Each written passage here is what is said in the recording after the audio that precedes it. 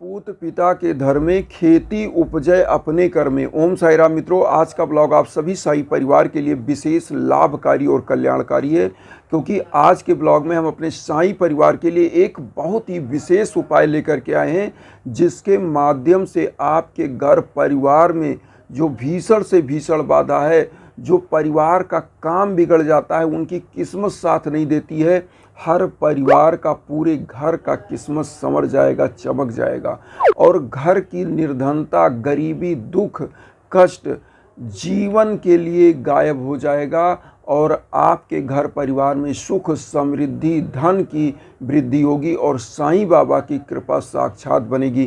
क्योंकि इसी विधि को, जो विधि हम लेकर के आए, बाबा खुद इसी विधि से लोगों का कल्याण करते थे और चमत्कारिक रूप से लोगों का लाभ होता था और आज भी हो रहा है। तभी लोग शिरडी की तरफ बाबा के एक चक्षु से मात्र दर्शन करने के लिए वहां पहुंचते हैं और आशीर्वाद लेने के लिए। आज जो हम उपाय लेकर के आए, इसमें आपको करना क्या है, सुबह सुबह यह उपाय आप करिए और फिर देखिए और फिर मैं बताता हूं कि किस प्रकार से आपके घर में चमत्कार होता है। तो आइए पहले तो जानते हैं क्या क्या करना है, कैसे करना है, उसके बाद हम बताते हैं। देखिए, आप साईं बाबा का पूजा करते हैं, सुबह सुबह उठ जाइए, नहा धो लीजिए और पूजा करने के लिए जब आइए तो माताएं, बहनें, कोई भी हो, सभी लोग यह उपाय कर सकते हैं। भाई, सब लोग, हमारे बंधु बांधव यह उपाय कर सकते हैं। उपाय क्या करना है, सबसे पहले तो आप बाबा की जब पूजा करने जाते हैं, थोड़ा सा पुष्प ले लीजिए, थोड़ा सा हल्दी का चंदन ले लीजिए, क्योंकि गुरु हैं तो गुरु पीले चंदन का और हल्दी भी गुरु का ही प्रतीक माना जाता है। तो हल्दी ले लेना है, एक लोटा जल ले लेना है, धूप बत्ती, घी का दीपक लेना है और उसके बाद आप बाबा का पूजा करने जाएं तो थोड़ा सा किशमिश और मिश्री का भोग लगाने के लिए घर में रख लें। यह परमानेंट काम जिस घर में होता है, आप समझिएगा उस घर का भाग्य सदा सदा के लिए चमकता है, उस घर का पताका, कीर्त पताका पूरे ब्रह्मांड में फहराता है। तो आज आप समझिए क्या करना है। तो जब आप पूजा करने बैठते हैं, तो पूजा करने बैठें तो सबसे पहले धूप बत्ती और दीपक यह सब जलाएं, क्योंकि आप लोग सब जानते होंगे बाबा द्वारका माई में एक दीप जलाते थे और धूनी, अखंड धूनी उनका प्रज्वलित रहता था। आज भी वह धूनी जल रहा है जिससे बाबा ऊदी देते थे और उसी ऊदी को हम लोग, सभी लोग पवित्र एक प्रकार से एक अमृत मान के हम लोग लगाते हैं और वास्तविकता यही है कि उससे कल्याण होता है। तो आज जो उपाय हम बता रहे हैं एकदम वही उपाय है। करना क्या है, आपको दीपक जलाना है, धूप बत्ती जलाना है, बाबा की आरती करिए, साईं चालीसा, साईं बावनी जो आप पढ़ते हैं वह सब पढ़ लीजिए, साईं सच्चरित्र पढ़ लीजिए, जो आप पढ़ते हैं, जो आपकी डेली की पूजा है, आप 11 वचन बाबा का तो ज़रूर बोलिए। अब हम बता रहे हैं, जैसे आपने सभी पूजा कर लिया तो एक थाली में लोटा जल रख लीजिए जो आपने रखा हुआ है और जो हल्दी आपने लिया है थोड़ा सा लोटे में मिला दीजिए पानी में और बाबा के श्री चरणों में हल्दी का चंदन लगा के खुद को चंदन लगा लीजिए लास्ट में। और इस पूरे दीपक को और धूप बत्ती को थाली में रख करके और पानी लोटे का रख लीजिए। 11 वचन आपको बोलते हुए पूरे घर में, जैसे किस तरह बोलना है, जो शिरडी में आएगा आपद दूर भगाएगा, चढ़े समाधि की सीढ़ी पर, बोलते हुए आपको क्या करना, थाली ऐसे बाएं हाथ में रखिए, दाएं हाथ से इस प्रकार से पूरा लव पूरे घर में आप दिखाते जाएंगे और जब यह लव पूरे घर में जाएगा आप बोलते रहिए कि जो शिरडी में आएगा आपद दूर भगाएगा, चढ़े समाधि की सीढ़ी पर, पैर तले दुख की पीढ़ी पर, त्याग शरीर चला जाऊंगा, भक्त हेतु दौड़ा आऊँगा, मन में रखना दृढ़ विश्वास, करे समाधि पूरी आस, मुझे सदा जीवित ही जानो, अनुभव करो सत्य पहचानो, मेरी सड़ा खाली जाए हो तो कोई मुझे बताए, जैसा भाव रहा जिस जन का वैसा रूप हुआ मेरे मन का, भार तुम्हारा मुझ पर होगा, वचन न मेरा झूठा होगा, असहायता लो भरपूर, जो मांगा वह नहीं है दूर, मुझ में लीन वचन मन काया, उसका ऋण न कभी चुकाया, धन्य धन्य वह भक्त अनन्य, मेरी शरण तज लेना अनन्य।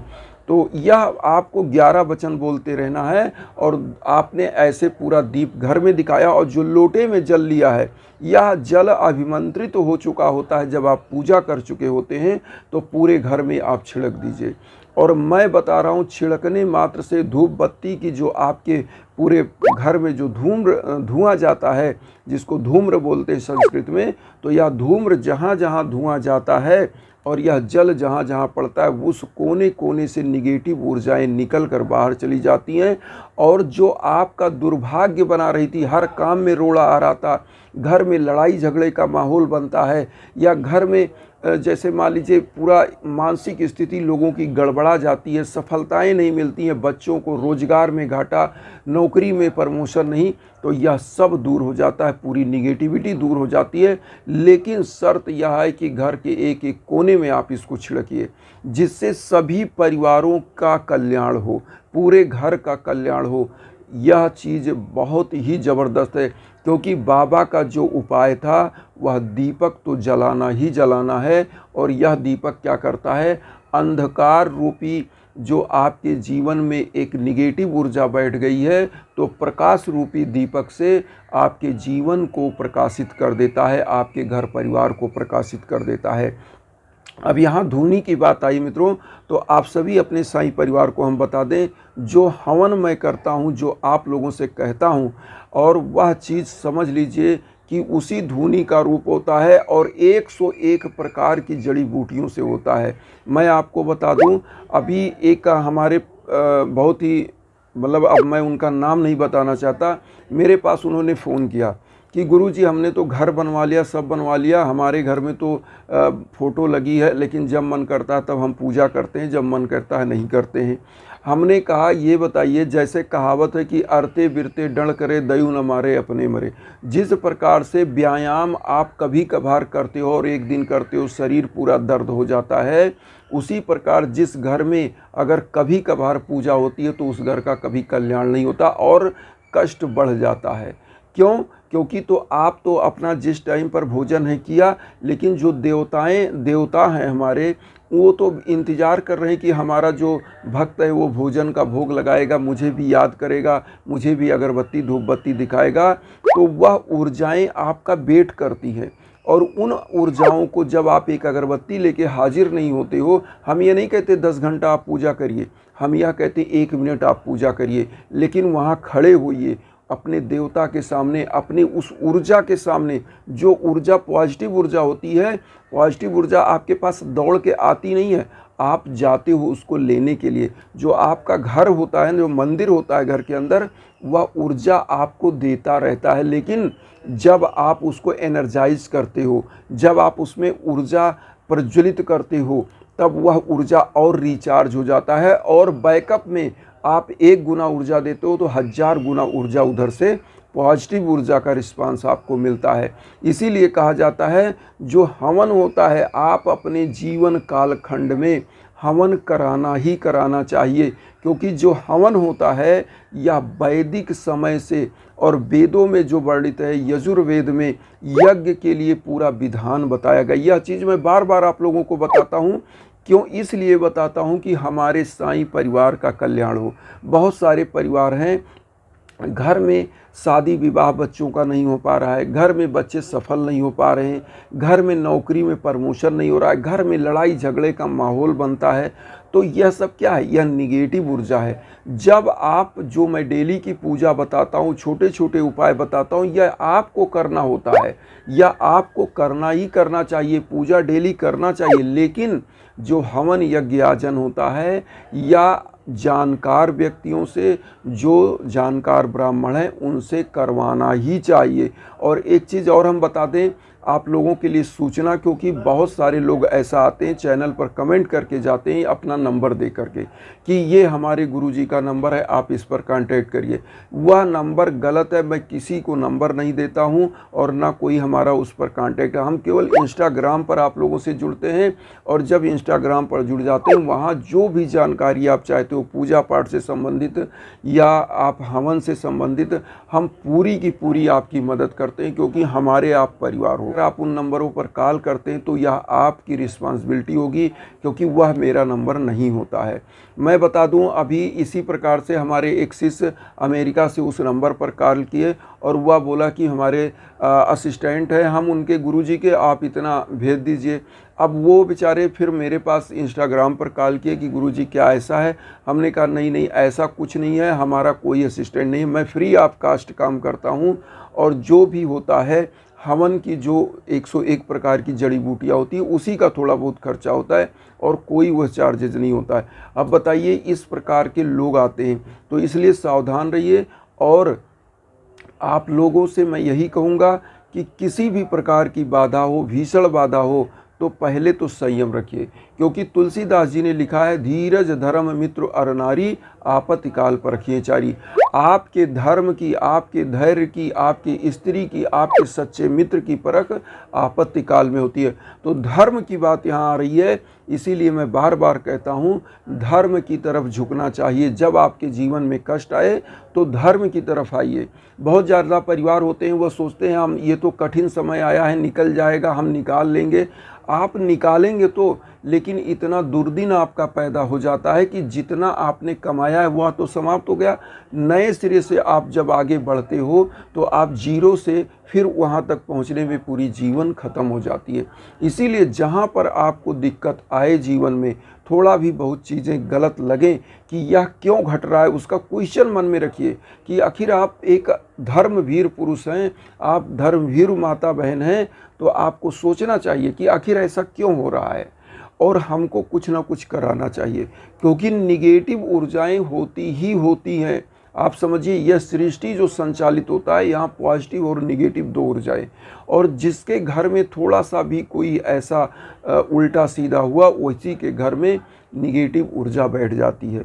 तो इस चीज़ को आपको समझना है कि आपको हवन जरूर कराना चाहिए।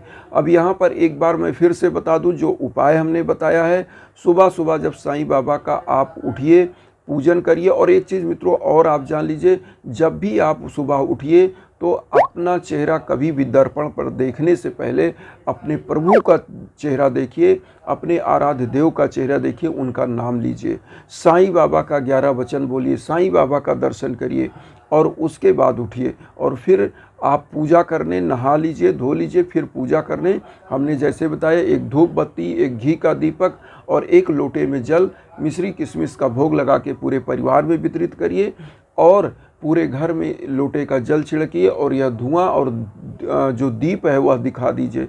निगेटिव ऊर्जा चुटकियों में गायब होगी और यह डेली करिए।